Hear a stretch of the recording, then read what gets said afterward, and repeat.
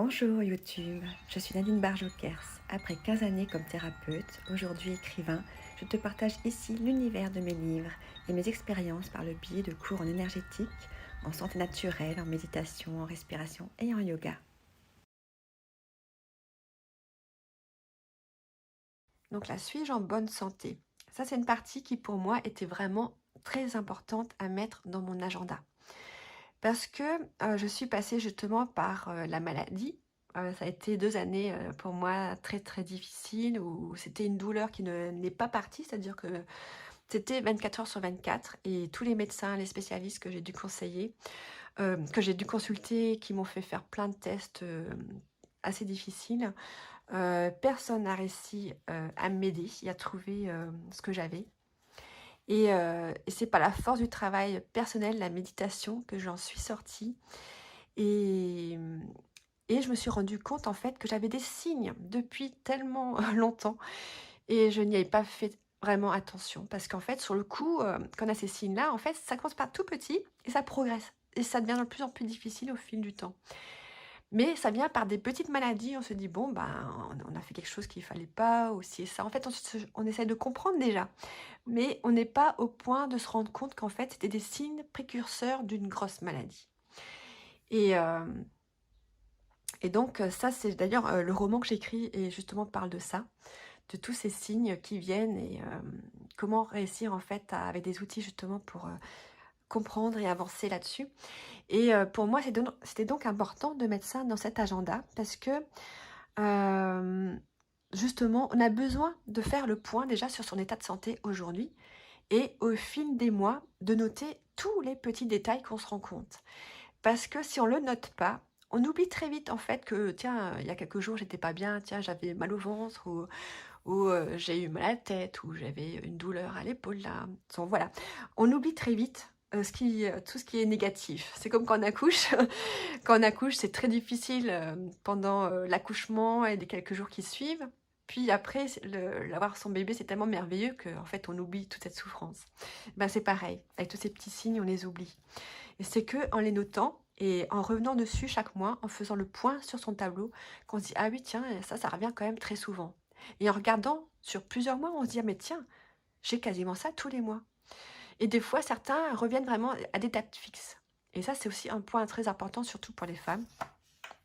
Donc voilà, donc pour moi c'était très important d'avoir ça dans mon bullet planner. Donc suis-je en bonne santé? Donc là on fait toujours le point sur le semestre.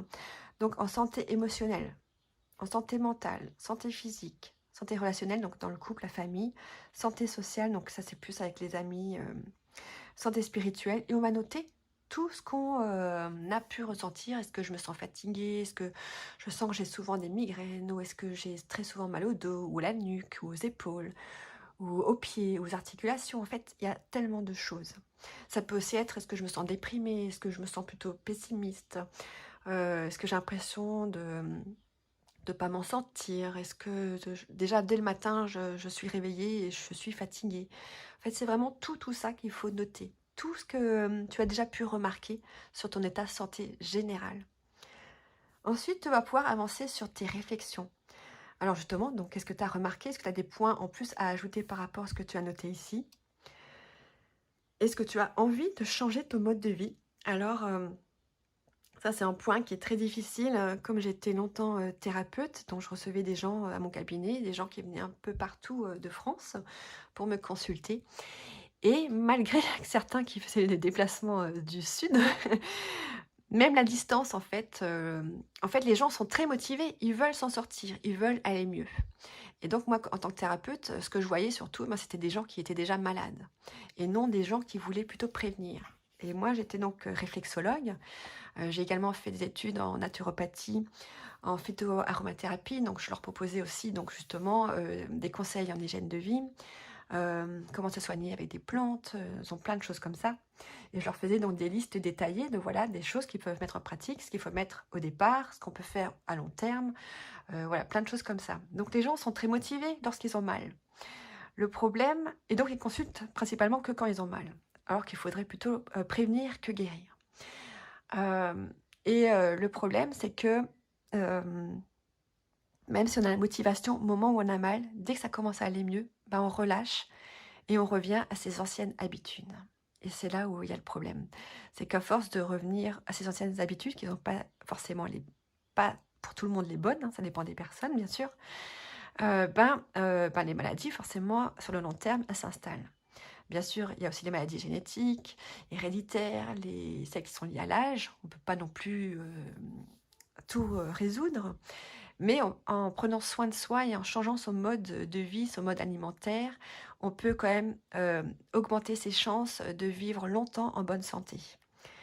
Et pour cela, ben, c'est intéressant justement donc de faire le point et de savoir est-ce que je suis vraiment motivée à changer? Parce que ça, c'est vraiment très, très difficile. Et je dis ça parce que moi-même, en tant que thérapeute, ben, à l'époque, pourtant, quand j'ai fait mes formations, j'ai fait tous les soins, j'ai fait toutes les cures. C'est d'ailleurs ce que je pense a peut-être aussi fait qu'à un moment donné, je suis tombée malade parce que justement, j'ai peut-être fait des cures qui n'étaient pas adaptées à moi. Mais comme je n'aime pas conseiller quelque chose que je n'ai pas testé moi-même, j'avais besoin de tout tester. Et donc, je pense que j'en ai peut-être demandé trop à mon corps. Et donc, voilà, donc il faut vraiment prendre le temps de s'écouter et de savoir jusqu'où on peut aller. Et moi, je sais qu'après, quand j'ai commencé justement lorsque je suis tombée malade, à commencer à tout modifier parce que, en fait, quasiment tout me rendait malade, je ne supportais plus grand-chose. Et donc, j'ai été obligée par la douleur d'arrêter plein de choses que j'aimais. Comme par exemple, j'étais une grande buveuse de tisane et de thé. Quand j'avais mon centre, j'en buvais des litres tous les jours. Et ben ça, c'était devenu insupportable. C'était impossible que je puisse encore boire du thé. Ça a augmenté mes douleurs. Et donc, voilà, donc c'était plein de petites choses qui étaient difficiles. Mais lorsqu'on a mal, on est prêt. On est prêt, même si c'est très difficile, on est prêt à arrêter certaines choses qu'on adore. Et lorsqu'on a plus mal, qu'on commence à aller mieux, ben, ces habitudes-là reviennent. Et il faut se battre presque tous les jours pour réussir à se dire non, c'est pas bon pour moi, donc il faut que j'arrive à arrêter. Donc, est-ce qu'aujourd'hui tu te sens prêt à modifier ton mode de vie pour justement réussir à garder une bonne santé le plus longtemps possible? Si oui, quelle est ta motivation? Parce que cette phrase-là, cette motivation, c'est celle qui va t'aider à justement à réussir et à continuer à aller dans cette motivation de mettre en place ce qu'il faut pour être en bonne santé. Et alors, en bonne santé, je tiens à préciser aussi qu'on est tous complètement différents. Donc, par exemple, quand on va voir un spécialiste ou un naturopathe, par exemple, ce qu'il va proposer, il faut vraiment qu'il l'adapte à soi. Parce que moi, je me souviendrai toujours, j'avais une de mes clientes qui, par exemple, ne pouvait manger aucun légume et aucun fruit. C'est-à-dire que dès qu'elle mangeait un fruit, elle finissait à l'hôpital. Et donc, elle pouvait manger que de la viande et du poisson. Et elle n'était pas du tout adepte de ça. Elle aime manger les légumes et les fruits. Mais c'était impossible pour elle. Son système digestif ne le supportait pas. Et donc, elle finissait à chaque fois à l'hôpital. Ça pouvait aller jusqu'au lavage d'estomac, tout ça. Donc, il faut vraiment bien s'écouter et prendre le temps.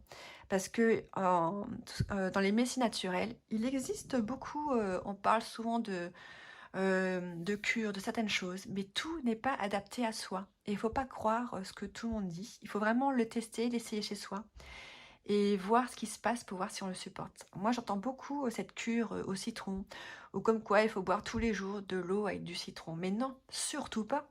Surtout pas. Ça, c'est vraiment une grosse... je dirais pas le mot, mais voilà, c'est quelque chose de surtout pas. C'est très très mauvais. Moi, je suis passée par là, j'ai fait la cure pendant 3 semaines. Bon, en naturopathie, on a une cure en fait. On boit un citron le matin, tous les jours, à jeun, pendant, en fait, c'est-à-dire un citron le premier jour, 2 citrons le deuxième jour, 3 citrons le troisième jour, et on va jusqu'au 12. On peut aller jusqu'à 24, et puis on redescend dans le sens inverse. J'ai fait cette cure-là, mes dents étaient devenues transparentes. Je ne pouvais plus rien manger. Au bout, je crois que j'étais pas loin du 10e jour. Et mon corps, en fait, ne pouvait plus. Et en fait, ma constitution n'était pas faite pour supporter le citron. Et ça, il faut le savoir. Et ça, on l'apprend en médecine ayurvédique. Donc, j'ai aussi suivi une formation en médecine ayurvédique. Donc, voilà. Donc, il ne faut pas croire non plus tout ce que tout le monde dit. Il faut tester, voir ce qui se passe dans son corps pour voir si on le supporte. Ensuite, idée pour prendre davantage soin de moi. Donc ça, ce sont des choses que tu pourras reprendre au fil des mois. C'est vraiment tout ce qui te vient en tête par rapport à ce travail-là que tu as fait précédemment. Donc là, tu as encore des notes parce que dans le travail que tu viens de faire, tu as peut-être des choses qui sont venues en tête et qui ne sont pas listées dans les questions ou dans les tableaux. Donc n'hésite pas à les noter ici. Et donc là, on arrive au tableau de visualisation.